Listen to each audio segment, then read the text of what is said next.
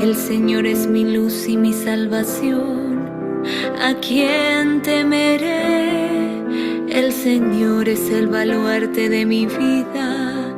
¿Ante quién temblaré?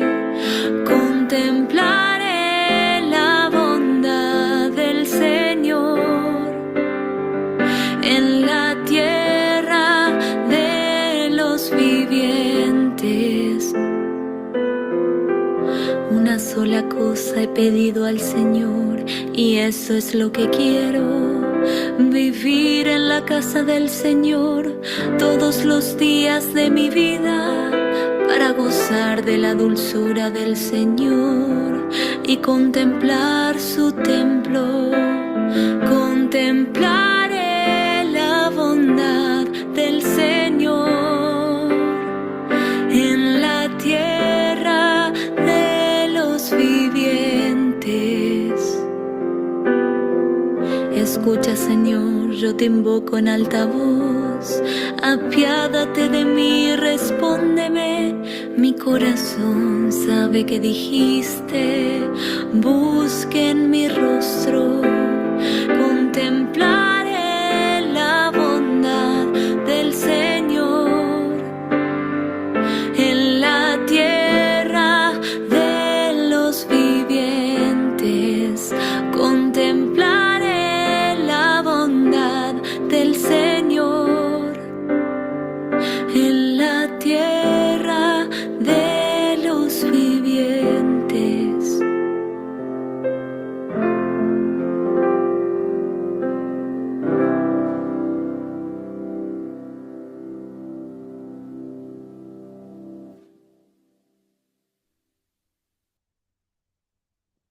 Hola, buenas noches. Nuevamente, por misericordia divina, nos volvemos a encontrar en nuestro espacio virtual de estudio bíblico este día lunes 12 de mayo del año 2025, y le agradecemos a Dios y a Jesús de Nazaret, que junto con el Espíritu Santo nos tienen la gracia de estar entre nosotros para entender mejor su palabra, para darnos ánimo y para hacernos santos dentro de lo posible en nuestra vida. Por lo tanto, vamos comenzando como todas las sesiones, dando honor y gloria a Dios, y te invito a que juntos digamos en el nombre del Padre, del Hijo y del Espíritu Santo. Amén. Padre nuestro que estás en el cielo, santificado sea tu nombre. Venga a nosotros tu reino. Hágase tu voluntad en la tierra como en el cielo. Danos hoy nuestro pan de cada día. Perdona nuestras ofensas, como también nosotros perdonamos a los que nos ofenden. No nos dejes caer en la tentación y líbranos del mal. Amén.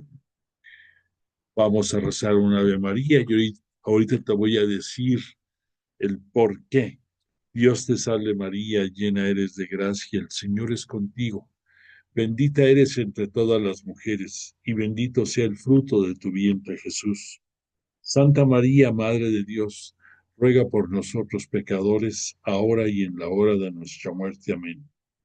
Gloria al Padre, al Hijo y al Espíritu Santo, como era en el principio, ahora y siempre, por los siglos de los siglos. Amén.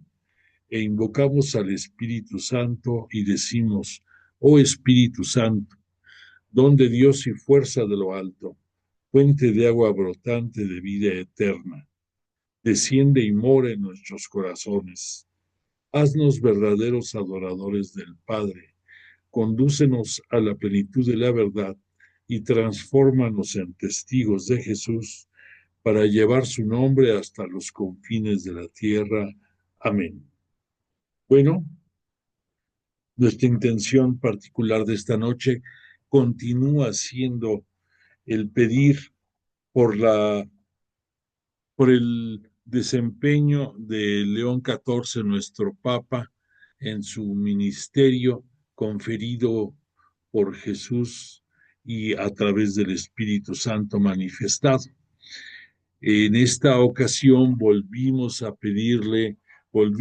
darle gloria también a nuestra Madre por misericordia divina, la siempre Virgen María, en alusión a algunos momentos interesantes e importantes que se han dado en este arranque, en este inicio del pontificado del Papa León XIV. Concretamente me refiero, posiblemente tú has seguido las noticias y transmisiones, pero en la semana pasada llamó poderosamente la atención cómo en el mismo día acudió primero a al templo del Buen Consejo en Genazzano,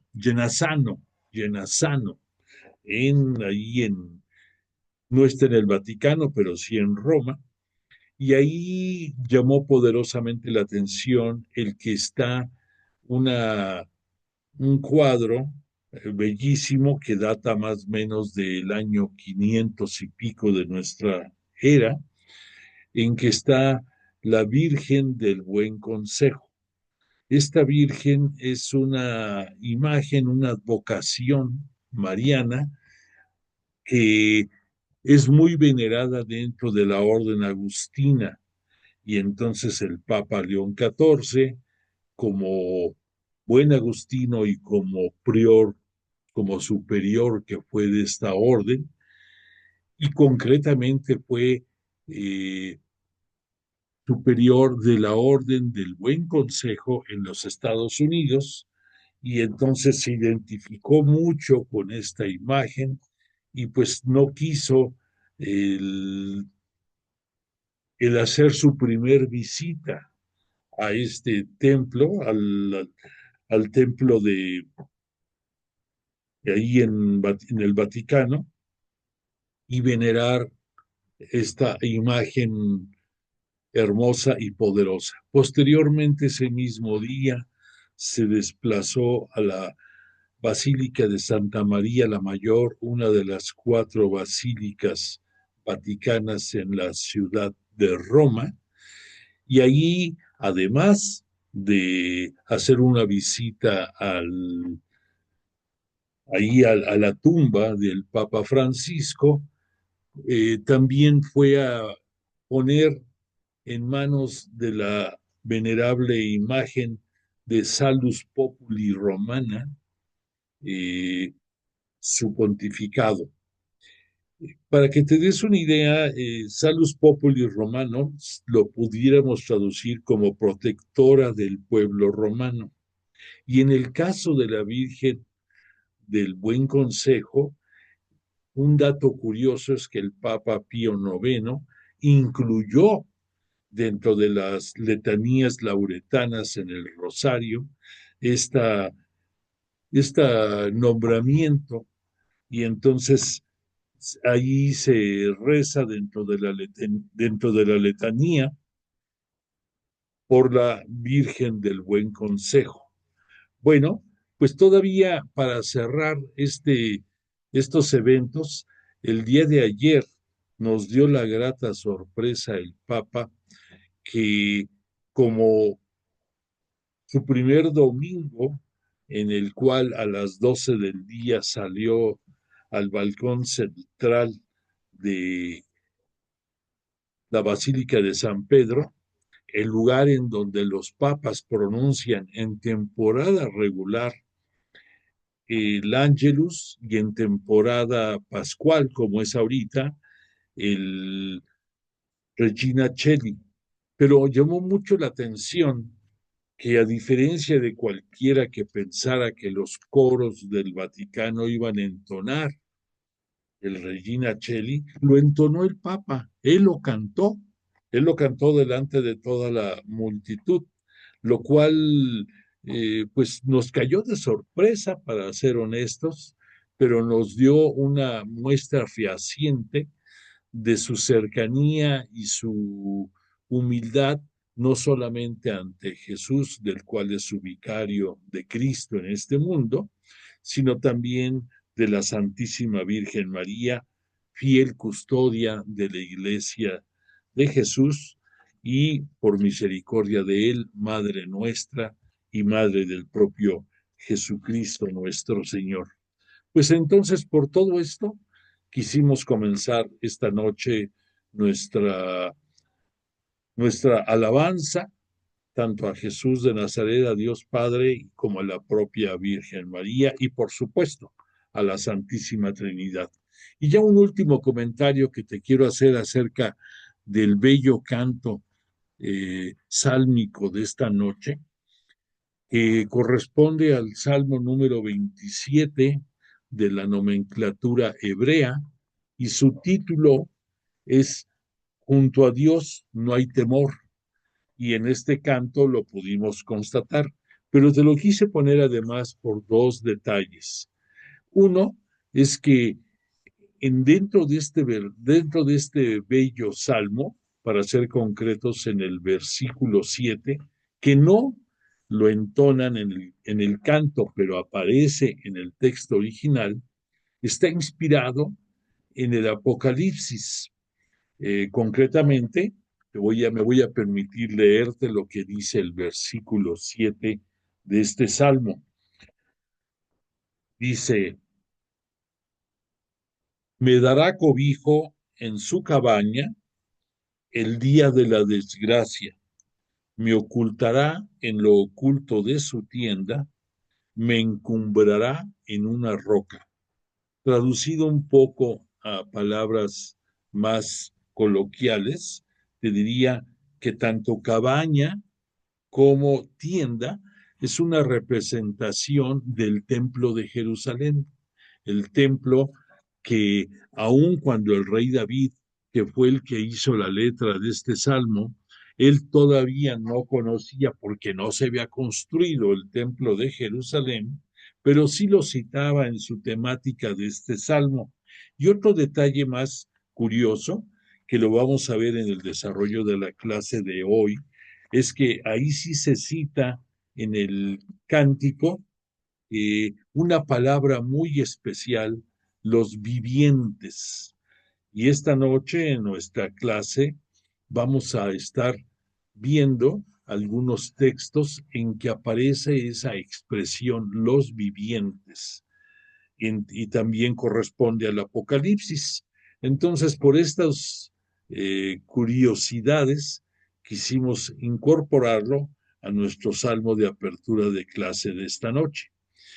Y pues agradezco también tu presencia y deseo que todas las hermosas madres que tenemos dentro de nuestro grupo, dentro de nuestro chat, y los familiares también de todos nosotros, nuestras madres, nuestras tías, quienes nos han dado formación, quienes nos han enseñado a conocer probablemente a Dios y a sus oraciones, pues que sean bendecidas, y si ya no están con nosotros, que Dios las tenga en el cielo, eh, porque pues lo merecen por haber sido quienes nos abrieron los ojos a tener fe. Probablemente si no fuera por ella, por ellas, no estaríamos en estos momentos estudiando la palabra de Dios. Así que felicidades para las que están vivas y que esperamos hayan pasado un agradable día, y un recuerdo de corazón para las que ya no están con nosotros, pero que les debemos mucho. Dicho lo anterior, vamos a entrar a nuestra clase. Hemos estado hablando mucho, bastante, porque la introducción tuvo que ser más larga para entender tantos detalles que tiene el Apocalipsis. Esta noche, para que te ubiques, vamos a partir del estudio del capítulo 4 del Apocalipsis, y si tú tienes la fortuna de contar con el libro del padre Salvador Carrillo Alday, te voy a situar que vamos a arrancar de la página 51. Entonces, en este episodio de esta noche, te quiero comentar que este capítulo cuarto inicia, pudiéramos decir, la segunda o tercera parte de el plan del Apocalipsis. En el primero y segundo capítulo estuvimos viendo eh, la presentación de parte del ángel del Señor, en el cual Dios Padre le daba la potestad a Cristo nuestro Señor para que nos diera a conocer lo que ha sido, lo que es y lo que vendrá, que está todo en el Apocalipsis.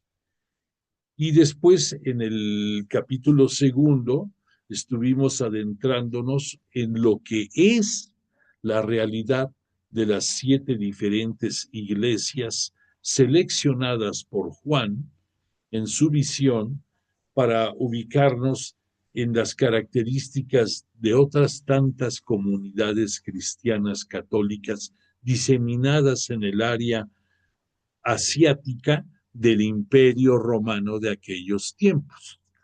No el Asia que tenemos ahora, pero sí algunas las ubicamos en esa zona.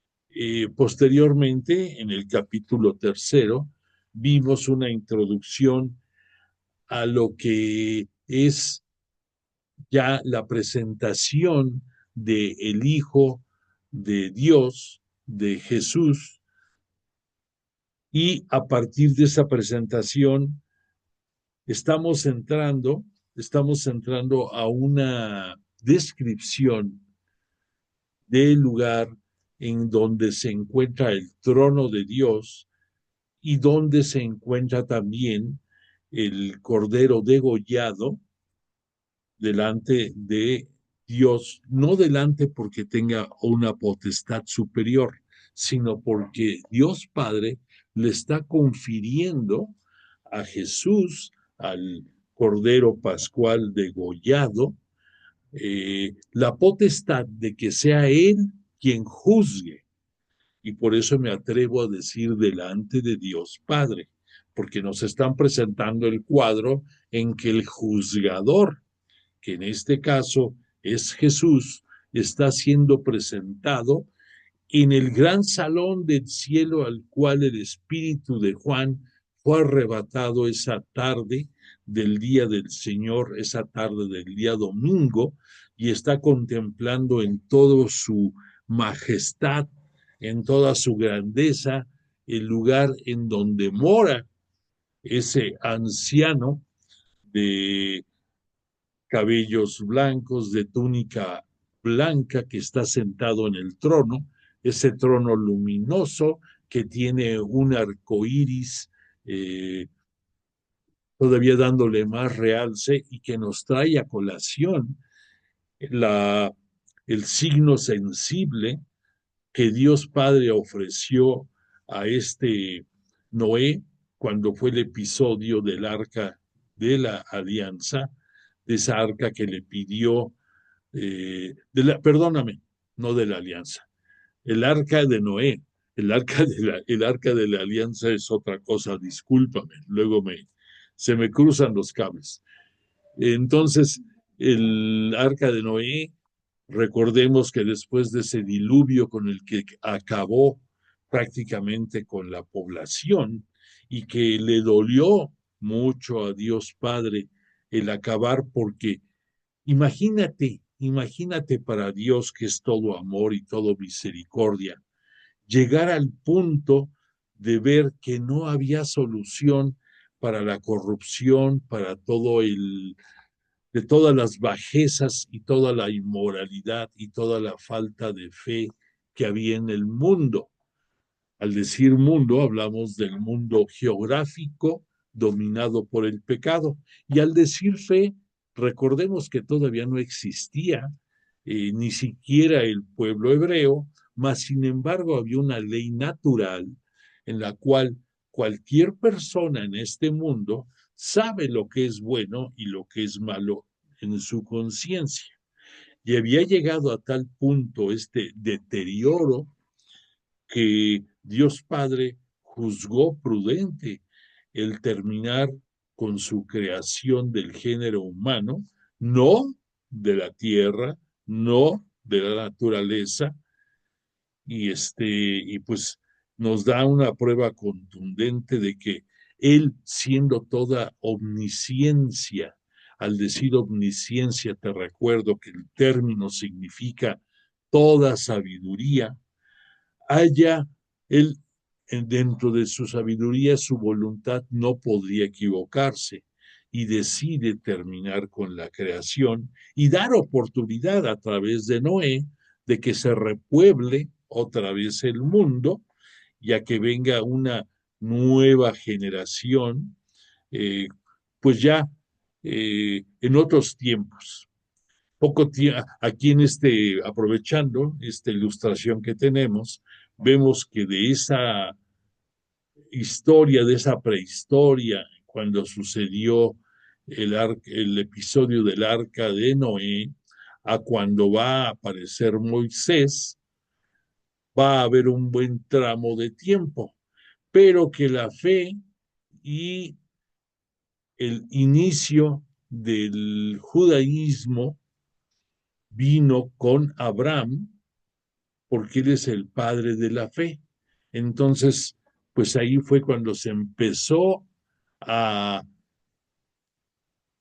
por tradición, a hablar de la revelación. Y digo por tradición porque recuerda que la tradición se refiere a la enseñanza, a los acontecimientos que de boca en boca fueron pasando de generación en generación hasta antes de que existiera el magisterio de la iglesia, hablando de la iglesia y hablando de los escritores sagrados hasta antes de que se empezaran a escribir los libros sagrados, que aquí, para ser exactos, pues los vemos ya más o menos por esta época, como por el año 1250 a partir de Moisés, en que empezó a ver la escritura del Pentateuco para nosotros, que equivale a la Torá de la, de la,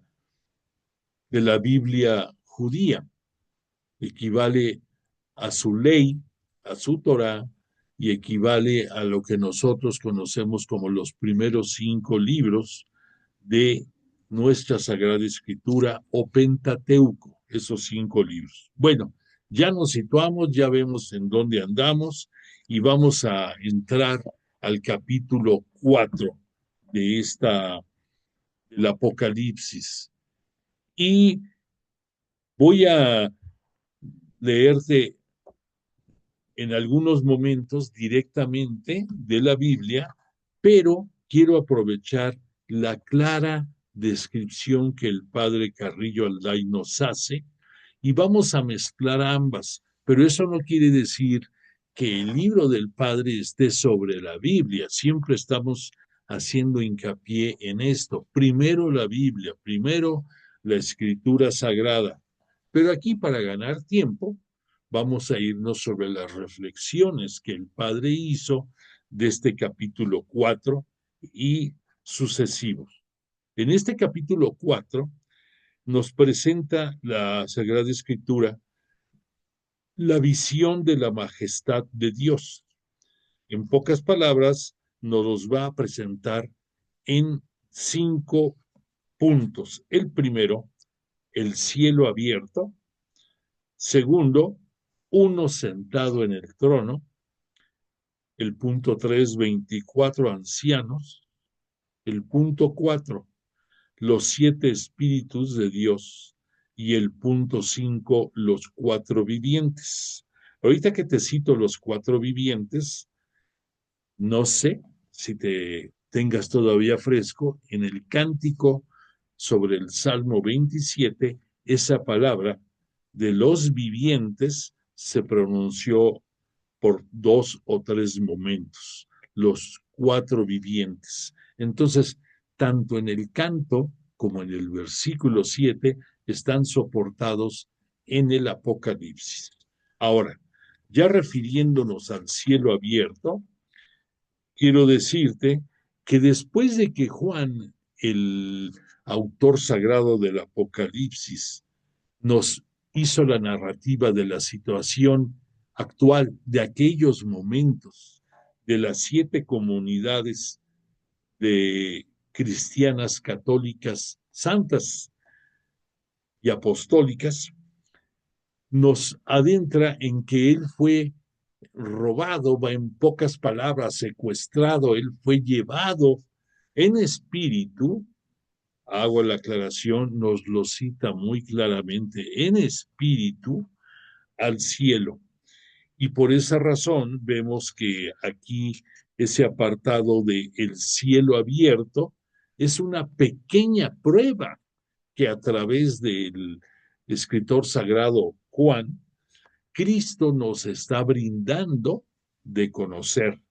Y ahí nos está presentando el cuadro de ese salón majestuoso en donde se encuentra el trono y donde se encuentran los diferentes tronos y los ángeles que dan alabanza, gloria y loor por siempre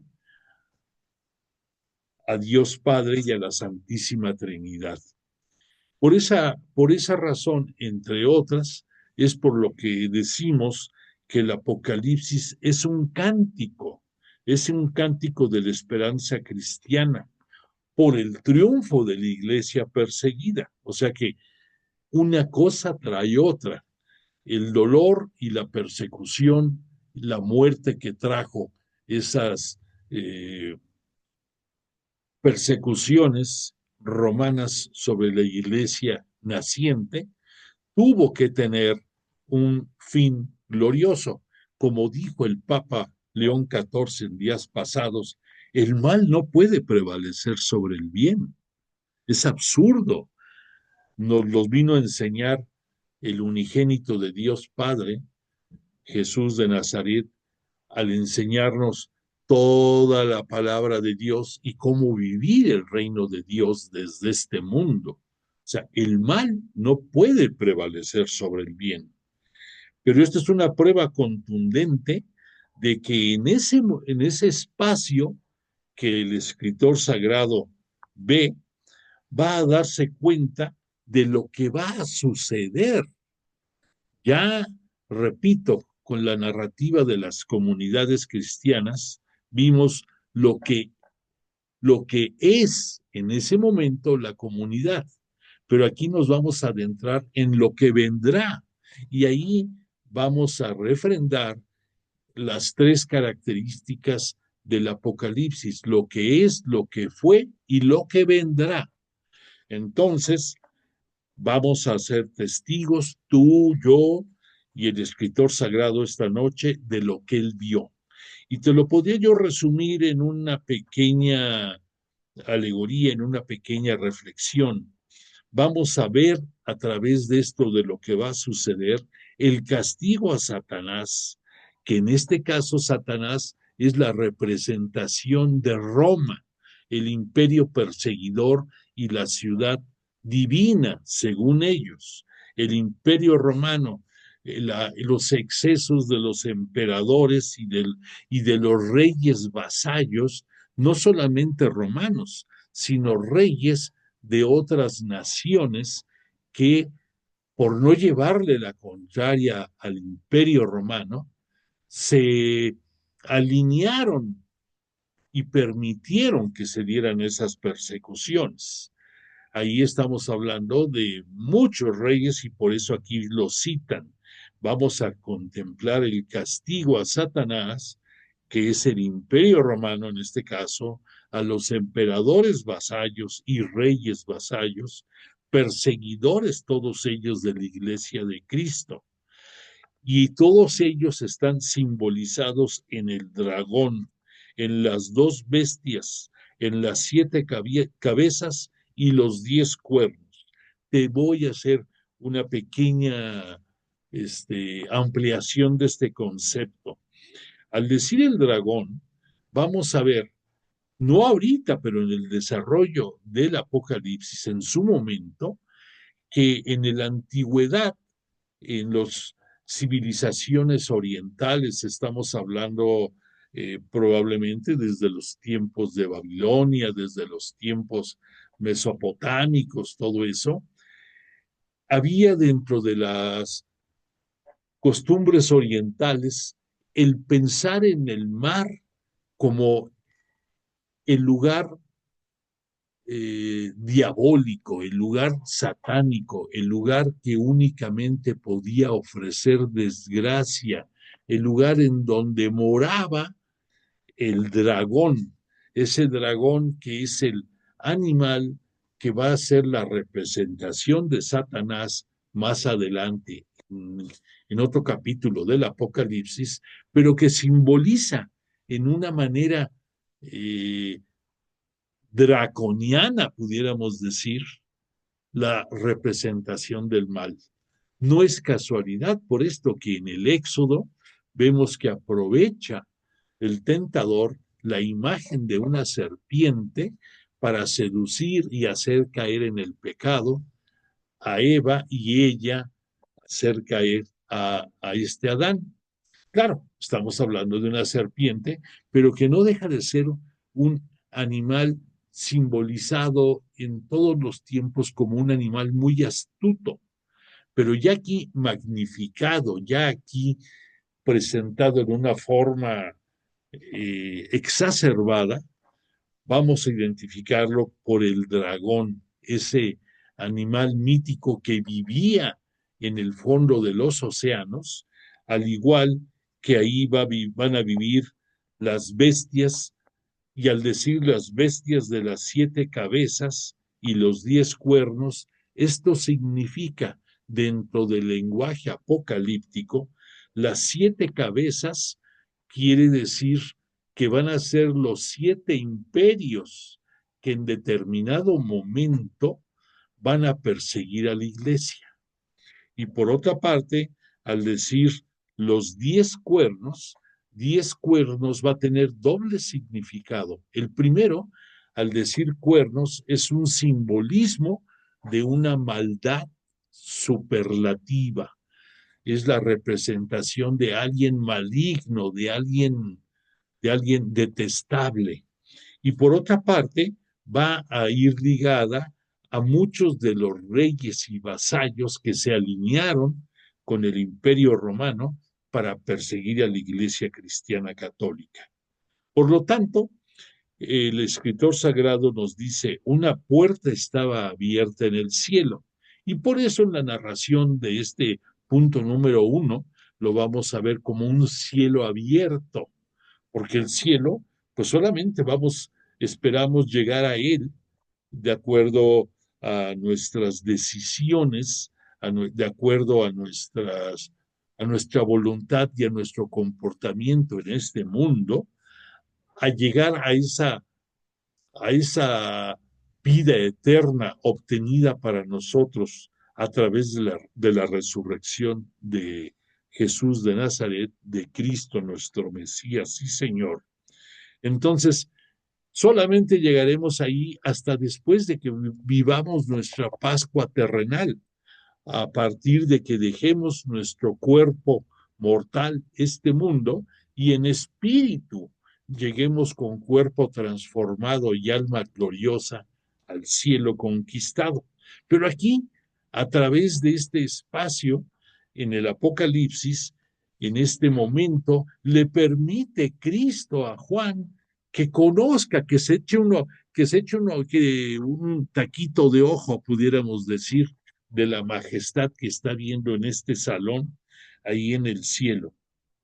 Y por lo tanto, es un privilegio para nosotros el conocer a través del escritor sagrado este pequeño espacio, parte del cielo al que aspiramos llegar en el día después de nuestra Pascua terrenal. Bueno, entonces aquí el vidente logra tener una comunicación de parte de Dios a través del ángel y nos va a citar que con una voz estrenduosa, algo así como si fuera una trompeta, el ángel del Señor nos va a presentar la voz de Cristo, que nos va a situar en el lugar en el que estamos ahí en el cielo. Juan es invitado a subir y a conocer lo que va a suceder. Y fue arrebatado en espíritu, te vuelvo a decir, cayó en éxtasis, cayó en un momento indescriptible casi, casi, a la manera de los antiguos profetas que les pasaba seguido eso, que caían en éxtasis y tenían esa comunicación directa con Dios Padre, y ellos ya después nos daban a conocer la palabra divina. Pues aquí Juan, como si fuera un profeta, nos lo está haciendo sentir. Y nos va a decir Juan, vi un trono que estaba erigido en el cielo y uno sentado en el trono. Al decir uno, dos cosas, es el número uno, claro, y además es uno, una persona sentado en el trono. No nos da más detalles, pero es obvio de quién nos está hablando. El que estaba sentado era de aspecto semejante al jaspe, a esa piedra preciosa, a la cornalina, y un arco iris alrededor del trono daba un aspecto semejante a la esmeralda. O sea, nos habla de piedras preciosas, brillantes, y que nos hablan de divinidad, piedras dignas de un rey.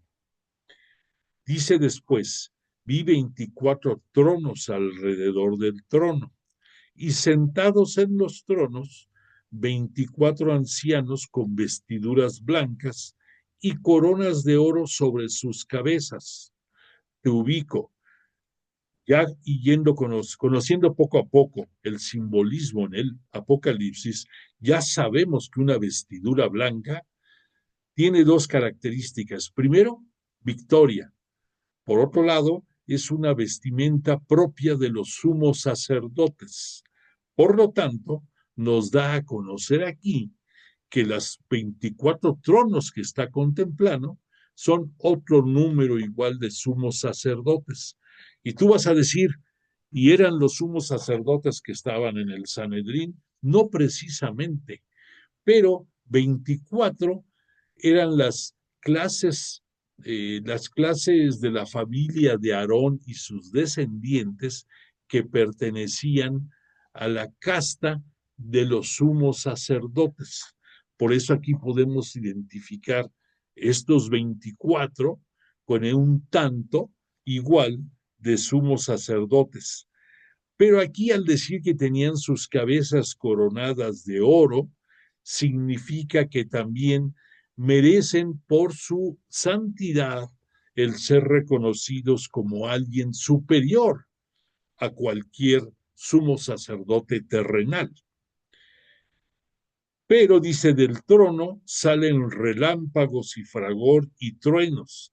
Delante del trono, arden 7 antorchas de fuego, que son los 7 espíritus de Dios. Ya vimos en el capítulo 1 que también las 7 antorchas, las 7 candelabros, no, perdón, los 7 candeleros, no candelabros, candeleros, simbolizaban al número de comunidades santas cristianas católicas que vimos en las comunidades que ya analizamos en el capítulo primero.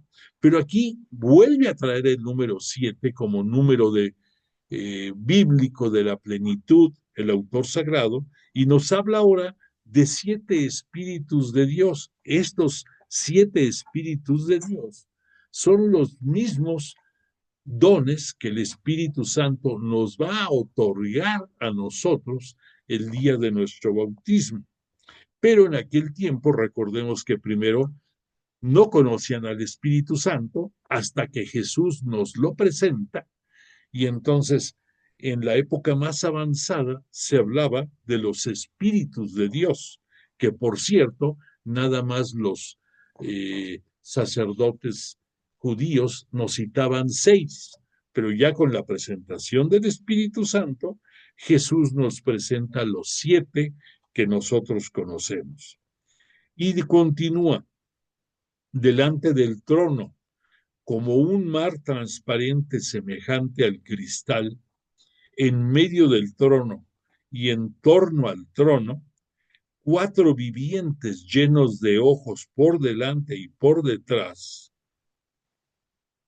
están. ¿Qué significa eso de que el trono, bajo el trono, un mar transparente? Recordemos que estamos hablando del cielo, estamos en el cielo no está en la dimensión terrenal.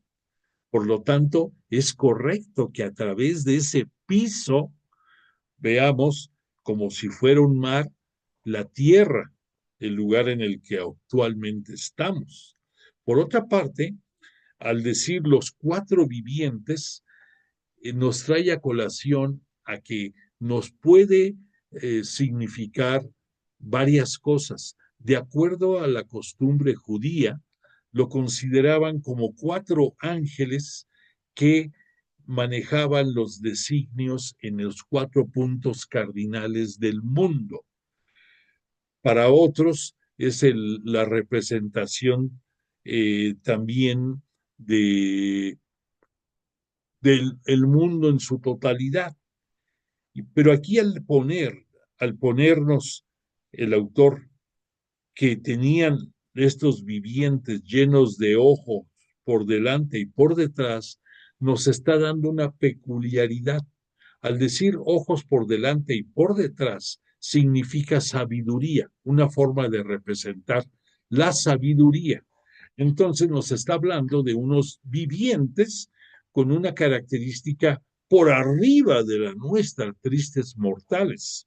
Entonces sí puede corresponder a lo que los hebreos, lo que los judíos pensaban como los ángeles que movían los cuatro puntos cardinales de este mundo. Y después nos cita que el primer viviente tenía el aspecto de un león, el segundo viviente como de un novillo, el tercer viviente tiene un rostro como de un hombre, y el cuarto viviente es un águila en vuelo, como un águila en vuelo. Los cuatro vivientes tienen cada uno 6 alas, están llenos de ojos alrededor y por dentro, y repiten sin descanso día y noche, Santo, Santo, Santo, Señor Dios Todopoderoso, aquel que era, que es y que va a venir, algo un poco similar a a lo que decimos nosotros en la liturgia eucarística cada domingo, cuando llegue el momento de previo a la consagración, en que nosotros también repetimos, Santo, Santo, Santo, Señor Dios de los ejércitos. Recordemos que esa, mmm, esa expresión de Dios de los ejércitos es para citar que no puede haber un ejército terrenal que esté por arriba del poder de Dios Shebaot, como decían los judíos, el Dios de los ejércitos, el Dios de todo el poder. Aquí también día y noche por toda la eternidad se dedican a estar haciendo esta jaculatoria, todos los de los tronos en el cielo, y las coronas que ellos tienen las lanzan al centro donde está el trono del número 1. Cada vez que los vivientes dan gloria, honor y acción de gracias al que está sentado en el trono y vive por los siglos de los siglos, los 24 ancianos se postran ante el que está sentado en el trono y adoran al que vive por los siglos de los siglos y arrojan sus coronas delante del trono, diciendo, eres digno, Señor y Dios nuestro, de recibir la gloria, el honor y el poder, porque tú has creado todas las cosas por tu voluntad, no existían y fueron creadas. ¡Qué hermosura! Esto nos remonta a la descripción de la creación del mundo que conocemos a través del libro del Éxodo, perdón, y nos habla de la acción de la Santísima Trinidad en su conjunto para crear este bellísimo mundo en el cual estamos y del cual Jesús ya no solamente es su rey, sino que Jesús, nuestro Cristo y Señor, es rey de todo el universo ahora. Juan, arrebatado en su espíritu, tuvo una visión que recuerda a al menos dos cosas: las teofanías propias de cuando Dios Padre se manifestaba, ya hablamos en la clase pasada, más o menos en la zarza ardiente, que no se consumía y que era prueba del Espíritu Santo para nosotros. En aquellos tiempos, para este Moisés, era la representación de alguien por arriba de cualquier terrestre. Era Dios, el yo soy, como se presentó él, la manifestación de Dios en el Sinaí. Y también en las profecías de Isaías, concretamente en el capítulo 6, y en la descripción que también Ezequiel nos hace en su capítulo 1, nos van a hablar de teofanías semejantes que son la prueba de la presencia divina. Y al decirnos Juan, no nos dijo que es Dios en forma humana el que está sentado en el trono. Esto es importante. O sea, no nos dijo en ese trono está Dios, sino nos dice en ese trono está alguien al que todos los demás le rinden honor y gloria, pero no nos pronunció la palabra Dios. ¿Y por qué? Porque nos está dando una prueba de un cuadro de luz esplendorosa entre el arco iris, entre el brillo del trono, entre toda la luz que emana de este sitio, que nos habla por antonomasia de que eso es el lugar en que mora Dios.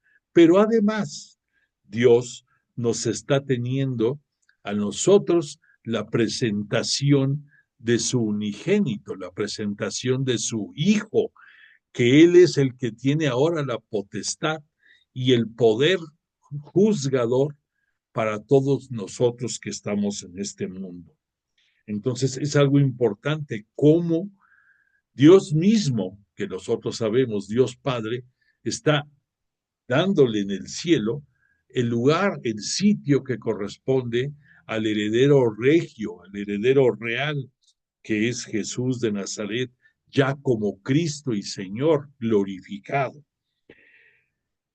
Bueno, pues después de todo esto, decimos que vamos a referirnos un poco a dos cosas. Una, que lo que hablamos ahorita, la descripción que les quise dar y lo que se dice allá, es una prueba contundente del por qué el Apocalipsis es una liturgia de adoración y alabanza, algo que nosotros con el paso del tiempo y por desconocimiento de la Escritura a veces nos ha llenado de pavor y de miedo, ¿por qué no decirlo?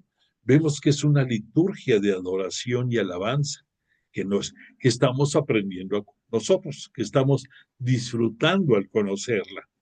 Y después que los 7 espíritus de Dios, entre relámpagos, truenos que recuerdan esas teofanías en el Sinaí, arden 7 antorchas de fuego delante del trono de Dios. Los 7 espíritus de Dios son símbolos, ya lo dijimos, del Espíritu Santo en su plenitud septiforme. La palabra septiforme es para refrendar 7, el número de la plenitud bíblica. Delante del trono hay como un mar transparente, ya hablamos, semejante al cristal, que nos permite ubicarnos de que estamos en el cielo, a ese lugar donde esperamos llegar para compartir la gloria divina. Los 4 seres vivientes que están rodeando el trono, ya dijimos que 4 es una cifra cósmica que nos habla de los 4 puntos cardinales terrenales, pero también según la angelología judía, o sea, el estudio de los ángeles que en la religión judía tenían muy desarrollado, por eso ellos citaban que eran los ángeles que presidían el gobierno físico del mundo. Y los simbolismos de estos 4 seres vivientes Ya hemos hablado un poco en la clase pasada, que es la representación de 4 animales con características muy definidas, que con el paso del tiempo eh, se le atribuye a que es la representación para nosotros de los 4 evangelistas. Pero estamos hablando que esta representación existía desde antes de que se escribiera el Nuevo Testamento, que había surgido de la boca de algunos profetas, y el simbolismo es semejante a la fortaleza y a las características que nos citan de los evangelistas. Por eso, en el caso de Marcos lo vamos a ver simbolizado por ese león, el león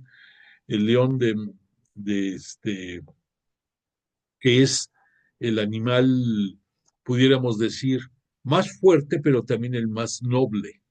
¿Y eso por qué? Porque vamos a ver que la representación de Jesús es que Jesús es el león de Judá, es el cachorro de la tribu de Judá, del cual va a venir por estirpe hasta después de David y de Jesé, su padre, y otros más, hasta que llegue José y después llegue Jesús de Nazaret a este mundo, de acuerdo a la genealogía judía. Pero por otra parte, pues ya ubicamos que ese león, como Marcos el evangelista, en San Marcos así, en la Catedral de San Marcos, así está representado. Que este Mateo está representado por la fuerza y el vigor del toro, el animal más fuerte que se puede citar dentro de la escritura. Que en el caso de Lucas, por sus características de bondad, de misericordia, de inspiración, nos habla de Jesús como el Hijo de Hombre, y por esa razón la característica por la cual identificamos a este Lucas en este simbolismo es como el humano, el Hijo de Hombre.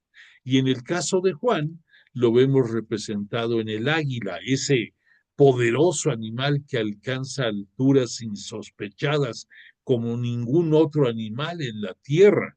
Y por eso es el simbolismo de que este Juan nos acerca al conocimiento teológico, porque nos eleva a las alturas y nos acerca al conocimiento divino. Entonces, estos 4 vivientes que son los que inspiran, y junto con los ancianos de los tronos cantan también el Santo, Santo, Santo, es una adoración continua y permanente. Después de esto vamos a adentrarnos en la visión acerca del Cordero. Déjame ponerte para que nos ubiquemos un poquito más para hablar de este punto. Bueno, aquí ya habíamos visto esta representación bellísima del Cordero de Dios, que está sentado sobre el libro de los 7 sellos y porta el estandarte, que aquí no se ve el color, pero tiene una cruz roja, que es el simbolismo que por la sangre derramada por Jesús se convierte en nuestro Cordero de Dios, como lo anunció Juan Bautista en el Jordán, cuando vio venir al Maestro acercarse para su bautismo terrenal, para ese acto de purificación, ese acto de que celebraba Juan como un acto de, de renovación, de purificación, y que este Jesús, abajándose a nuestras condiciones humanas, acepta, como cualquier otro de los que llegaban a tomar este simbolismo de purificación, el ingresar a la historia divina como estaba anunciado en las Escrituras. Y por eso Juan lo presenta como: he ahí al Cordero de Dios, el que quite el pecado del mundo. Estaba hablando de este Cordero que tenemos aquí, pero también aquí tenemos una representación de ese Cordero como inmolado. Recordemos que la palabra inmolado significa sacrificado, Y aquí en esta alegoría se utiliza a mano derecha, tenemos al cordero que está degollado, que tiene aquí la muestra de la sangre derramada y que es un simbolismo que nos recuerda al cordero que los judíos consumían en la cena de Pascual, esa cena que se inauguró cuando fueron liberados del yugo de los egipcios y que en forma veloz estaban consumiendo con las sandalias puestas, con el bastón a un lado, consumiendo rápidamente porque tenían que irse de ahí de Egipto. Y tenemos al lado izquierdo, pues obvio, la representación del Cordero desde el punto de vista humano, Jesús, que en su característica de hombre, llegó hasta el final de acuerdo a los designios de su padre, obedeciendo totalmente toda su tarea que estaba encomendada en este mundo y que gracias a este momento sublime, lo que para algunos pudiera ser representación de derrota y de tragedia, es para todos nosotros un momento de gloria, porque sin este momento de dolor no podríamos tener la gloria que posteriormente nos dio Jesús al liberarnos aquí del pecado y después con su gloriosa resurrección al darnos la oportunidad de llegar al cielo. Por eso en medio aquí tenemos a Jesús con su vestidura, con su vestido, perdón, no vestidura, es incorrecto, perdón, con su vestido de gloria, con este túnica talar.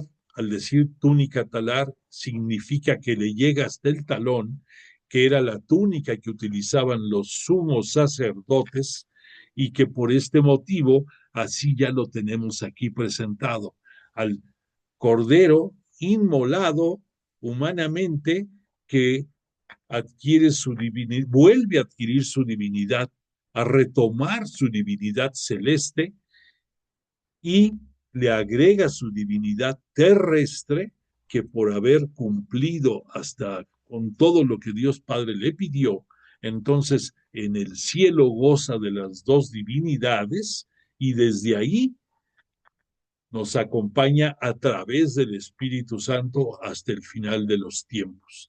Recordemos, por lo tanto, entonces, este túnica y este manto es exclusivo para el uso de los sumos sacerdotes.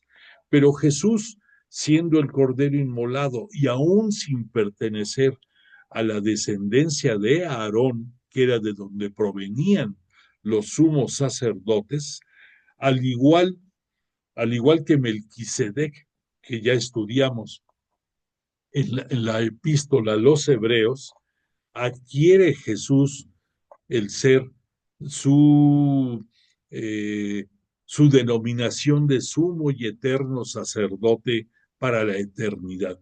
Perdóname. Disculpa. Bueno, entonces, ya que nos ubicamos aquí, vamos a ver qué va a suceder. Dice Juan, vi también en la mano derecha de quién, del que está en el trono, del que está sentado en el trono, un libro, escrito por el anverso y el reverso, sellado con 7 sellos. Aquí lo estamos viendo. Esto significa que está escrito por ambas caras cada hoja y que los 7 sellos corresponde cada uno simbólicamente a cada una de esas comunidades santas cristianas católicas que ya vimos en el capítulo primero. Pero aquí nos habla de lo que va a suceder, de lo que va a suceder no solo en estas comunidades, de lo que va a suceder al fin de los tiempos eclesiológicos, diríamos. Recordemos que eclesiológico significa iglesia. Entonces, los tiempos finales eclesiológicos. Y aquí vamos a estudiar no lo que va a pasar con cada comunidad, eso ya lo vimos. Aquí lo que vamos a ver es lo que va a pasar con la humanidad y con todos el género humano. Vamos poco a poco. Y dice aquí Juan, continúa, vi a un ángel poderoso que proclamaba con fuerte voz, ¿quién es digno de abrir el libro y soltar los sellos? Pero nadie era capaz de abrir el libro y soltar los sellos, ni en la tierra, ni abrir el libro, ni leerlo.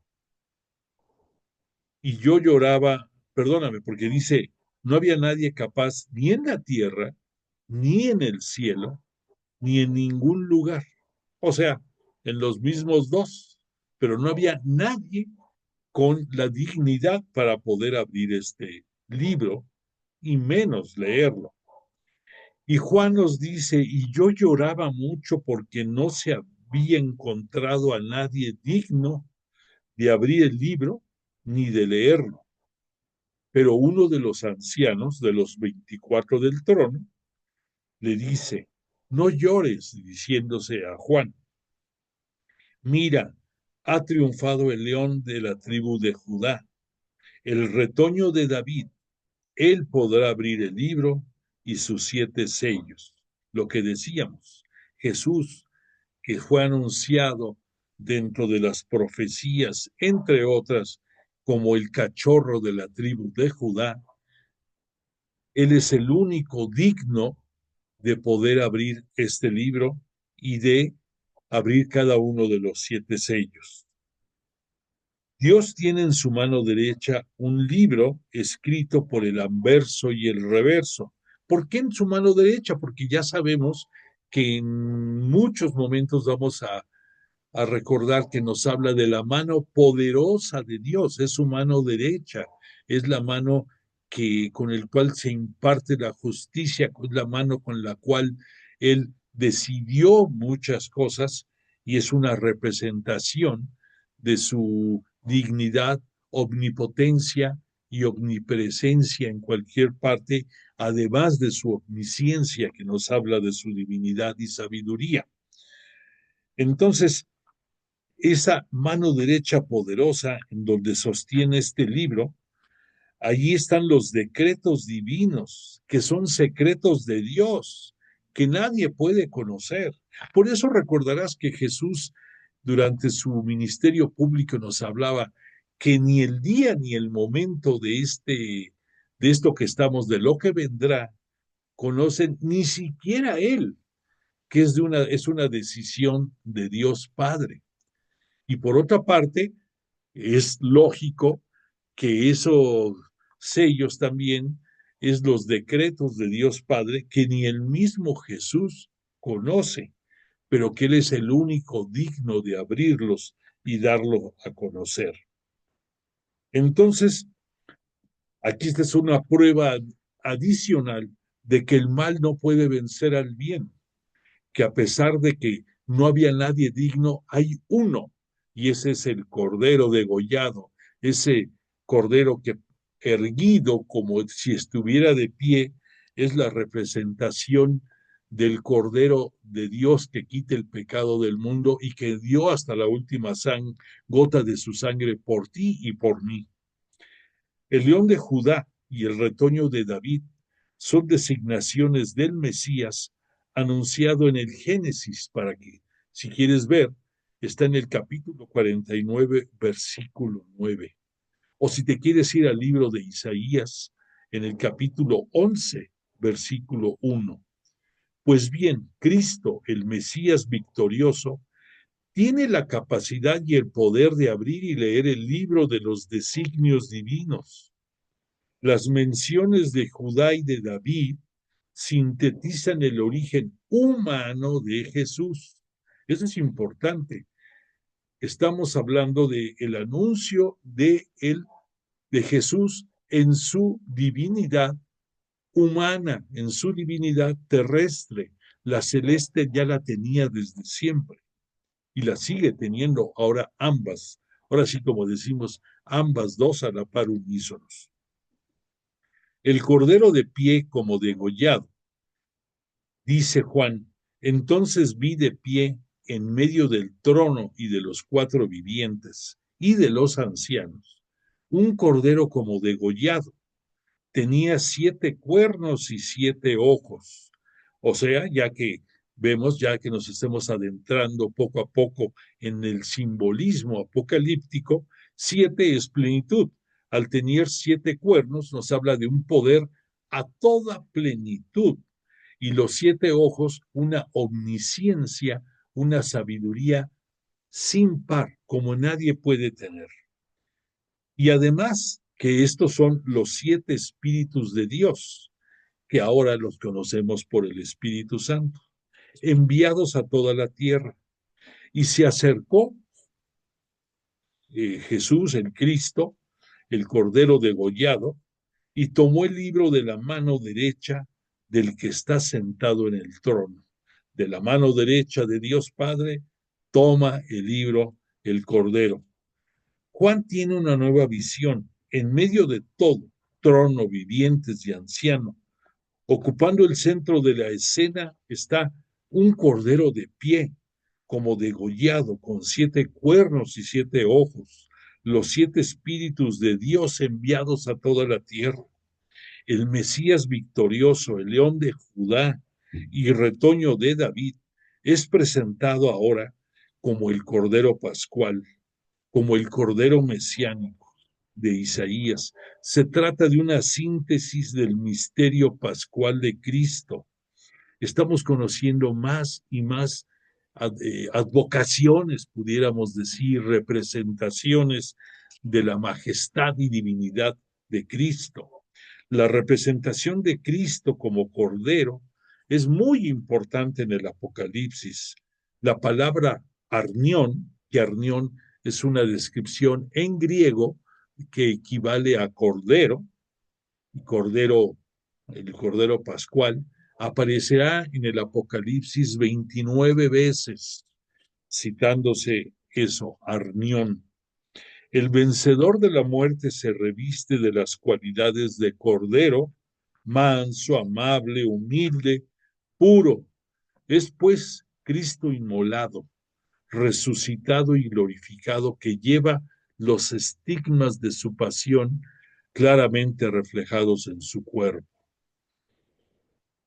La equivalencia de los 7 ojos con 7 espíritus hace pensar en la plenitud del Espíritu Santo que llena al Mesías.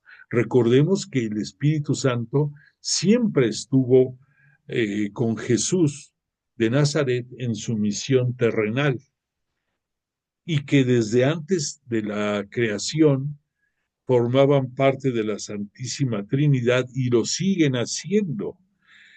Y entonces el Espíritu Santo también, por disposición del propio Cristo, es quien nos hace escuchar su voz y la de Dios Padre hasta el final de los tiempos a nosotros y a los dirigentes de su iglesia, como al Santo Padre León XIV, y a todos los pastores de su iglesia, que por cierto ayer celebramos, ayer estuvimos en la liturgia recordando a esos pastores que nos deben de llevar a apacentar a verdes prados. Qué curiosidad, ¿verdad? Que estamos ahora hablando de estos términos cuando ayer el Evangelio nos los recordó. Recordemos, aprovechando entre paréntesis, te quiero decir, hay veces que nos equivocamos y cuando escuchamos el término apacentar, lo confundimos con apacientar. Apacientar, no existe esa palabra, y si la existiera, significaría el llenarnos de paciencia. Y lo que dice la Escritura no es eso, nos dice apacentar, y apacentar es el acto de alimentar, es el acto de dar comida, y por eso Jesús, cuando se le apareció a Pedro, en esa tercera aparición a los apóstoles después de su gloriosa resurrección, cuando le preguntó a Pedro 3 veces si lo amaba, ¿qué le dijo en 2 de esas intervenciones a Simón? A Simón, que va a ser Pedro, la roca que sostiene a la iglesia, apacenta a mis corderos.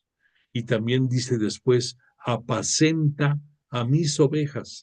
Recordemos que corderos significa los pastores que dentro de la iglesia van a apoyar al Papa en su ministerio de guiarnos a todos los feligreses, sin importar en qué parte del mundo, parroquia, capilla o lugar te encuentres. Y entonces eso es el término correcto, apacentar.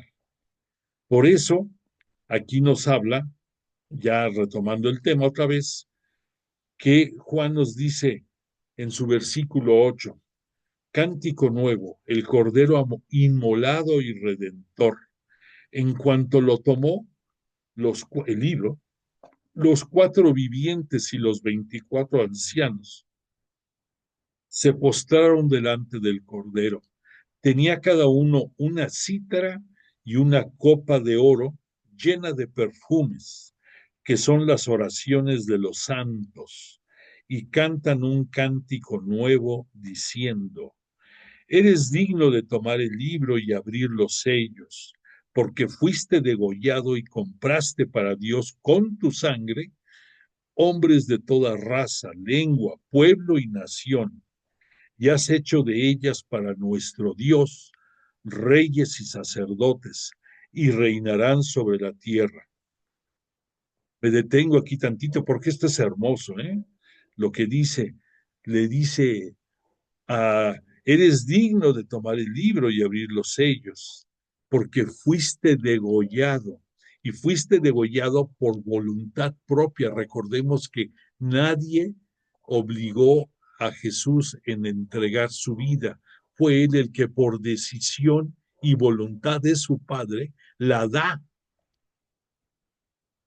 Y además lo que sigue es importantísimo. Y compraste para Dios con tu sangre hombres de toda raza, lengua, pueblo y nación. O sea, ese pacto sellado con la sangre de Jesús, en la cual adquirió a todo el nuevo pueblo de Israel, ese pueblo de pecadores, paganos, agnósticos, herejes, gentiles, prosélitos, incluyendo de nueva cuenta los propios judíos y de todo el mundo diseminados, todas las naciones, que por esa sangre entregada hasta una última gota, Jesús nos compró para gloria de su Padre, para gloria y alabanza de Dios. Y además nos compró y por potestad a través del Espíritu Santo cuando nos hace ingresar a su santa iglesia cristiana católica, nos hace profetas, reyes y sacerdotes. Y por esas condiciones podemos reinar sobre la tierra y podemos llegar a la vida eterna y darle gloria y honor tanto a Él, a Dios Padre también y al Espíritu Santo, por los siglos de los siglos. Y dice Juan, y en la visión oí la voz de una multitud de ángeles alrededor del trono de los vivientes y de los ancianos. Su número era miríadas de miríadas y millares de millares, o sea, un número indescriptible, un número increíblemente grande, que son los ángeles. Y esos ángeles, recordemos que están para servir a Dios y para servir a Cristo por los siglos de los siglos. Y entonces estos ángeles con voz fuerte decían, digno es el Cordero degollado de recibir el poder, la riqueza, la sabiduría, la fuerza, el honor, la gloria y la alabanza. Si te fijas lo que te acabo de leer, son siete características. Te las vuelvo a repetir. Poder, riqueza, sabiduría, fuerza, honor, gloria y alabanza. Son las 7 características septiformes que nos dicen quién es Cristo. Y toda criatura del cielo y de la tierra, de debajo de la tierra y del mar, y todo lo que hay en ellos. Oí que respondían, o sea, toda la creación, todos, sin importar en qué lugar del mundo se encontraran o en el espacio o por debajo de la tierra, todos decían al que está sentado en el trono y al Cordero, alabanza, honor, gloria y potencia por los siglos de los siglos. Y los cuatro vivientes decían amén, y los ancianos se postraron para adorar. Recordemos que amén, además de que quiere decir que así sea, es un término también que se le adjudica tanto a Dios como a Cristo. El amén es el veraz, es el cierto, es el fiel, es el confiable, es una forma, o sea que amén, además de ser una conclusión litúrgica en la cual nosotros podemos decir que así sea, también nos podemos referir a amén como la persona divina, o sea, Cristo, o también Dios Padre, porque son confiables, veraces, únicos y verdaderos. Y después dice en su versículo siguientes, en el versículo del 8 al 10, Juan nos dice, los cuatro vivientes y los 24 ancianos postrados adoran al Cordero, le ofrecen las oraciones de los santos, esto es, de los cristianos, y entonan un cántico nuevo. Qué curioso, ¿verdad? Que este cántico nuevo aquí nos habla de que el Apocalipsis es un cántico de esperanza cristiana. Y aquí estamos viendo reflejado en parte el por qué. O sea, los cristianos, los santos, porque cualquier cristiano está desde su ingreso a la Santa Iglesia Cristiana Católica y Apostólica de Jesús, está designado para ser santo. Tienes que esforzarte para ser santo, tienes que hacer hasta lo imposible por imitar la santidad de Jesús y poder llegar a ser otro santo como Él lo es y como todos los cristianos que están en el cielo también lo son. Gran parte de estos cristianos, aquí lo vamos a ver ahorita o en la próxima clase, son esos sacrificados, perseguidos por la iglesia romana y que encontraron la muerte sangrienta por la persecución de Nerón y también por la de Domiciano, amén de otros perseguidores más. Entonces, aquí, gracias a Cristo, Él ha hecho de todos los cristianos para nuestro Dios reyes y sacerdotes que reinarán sobre toda la tierra. La iglesia de Cristo es el nuevo pueblo de Dios, que ha heredado las prerrogativas del pueblo de la alianza. O sea, hemos heredado nosotros la prerrogativa que tuvieron y que siguen teniendo el pueblo judío, el pueblo hebreo, porque son propiedad de Dios Padre. Eso no va a cambiar hasta el fin de los tiempos, pero nosotros adquirimos la misma potestad de ser un pueblo elegido ahora por Cristo nosotros, y ambos vamos a llegar al final de los tiempos escatológicos como herederos del reino de los cielos. Esto quiere decir que no pienses tú que los judíos no son dignos de salvarse, ¿no? Aunque muchos de ellos, concretamente, muchos de los integrantes de la dirigencia religiosa judía no aceptaron a Jesús como Hijo de Dios y como el Mesías esperado, no por eso están condenados a no poder llegar al cielo el pueblo judío, el pueblo elegido. Pero nosotros tenemos la gran satisfacción de que fuimos comprados por la sangre de Cristo. Siéntete orgulloso, siéntete ancho, así que no quepas en este mundo, de decir, yo fui comprado por la sangre de Jesús y gracias a eso voy a llegar al cielo. Entonces somos todos nosotros, además de profetas, un reino de sacerdotes y una nación santa. Por lo tanto, el himno de las huestes angelicales, en este cuadro aparecen, dijimos, millares, miriadas de ángeles que elevan al Cristo Cordero un cántico estruendoso, reconociendo lo digno de 7 atributos divinos. Te lo vuelvo a repetir, grábatelos: poder, riqueza, sabiduría, fuerza, honor, gloria y alabanza. Todo esto es lo que todos los ángeles y nosotros en un futuro esperado vamos a entonar y postrados ante Dios y el Cristo Jesús a cantar por todos los siglos de los siglos.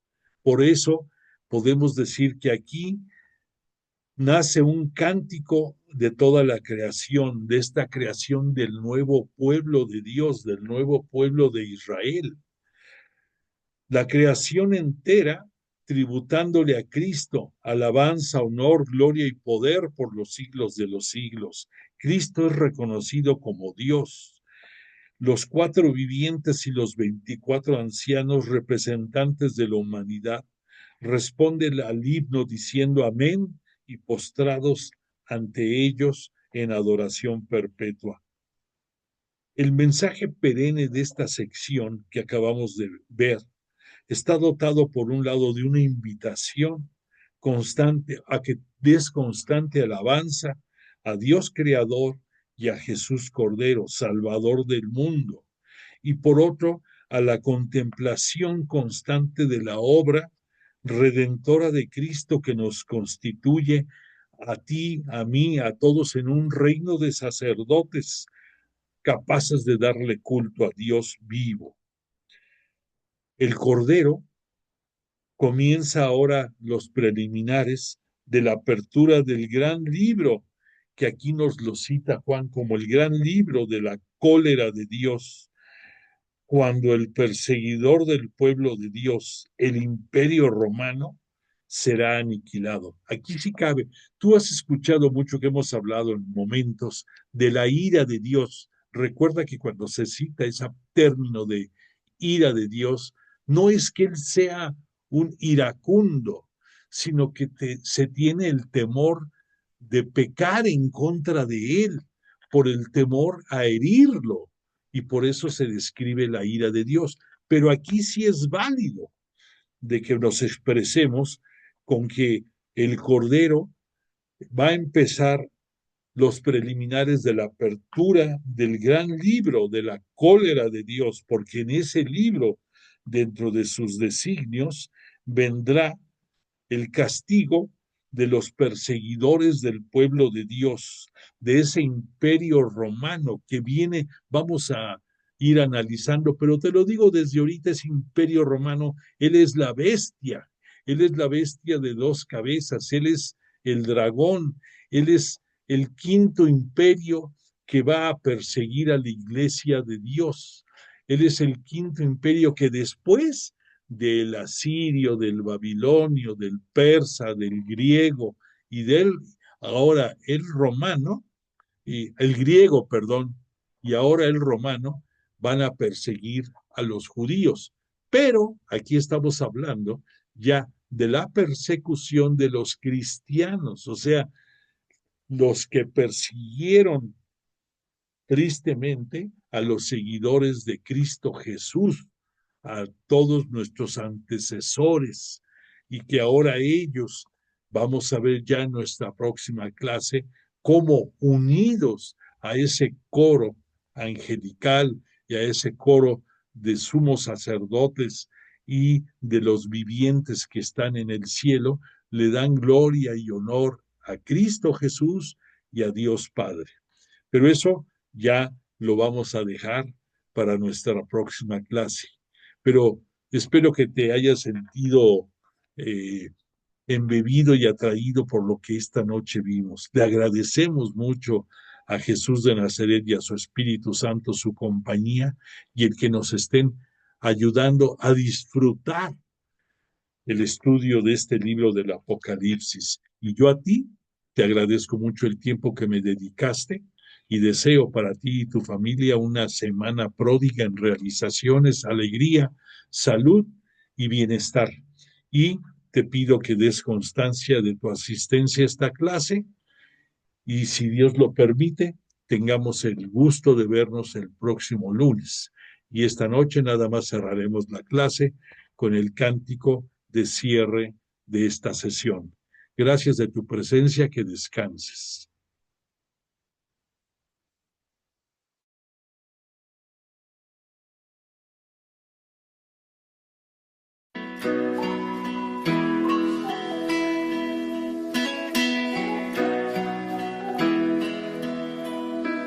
Dicen que un día un ángel a una mujer visitó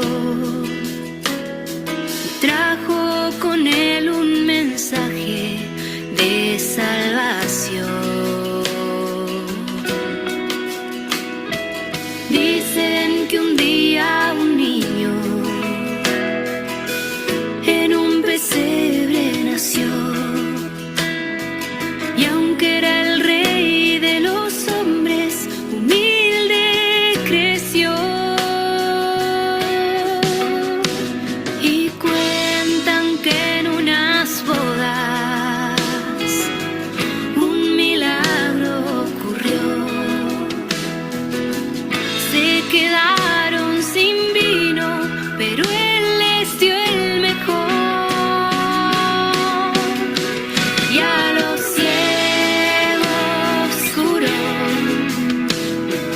pan también multiplicó,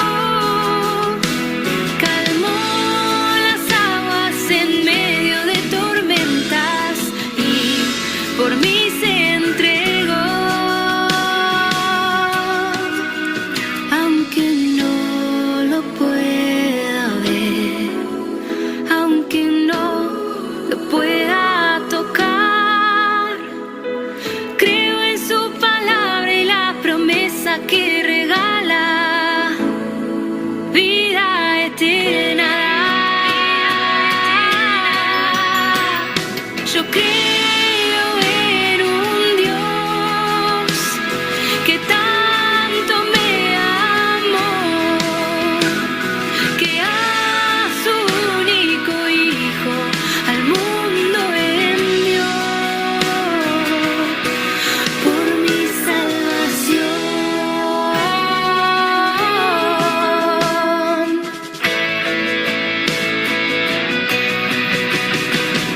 Yo creo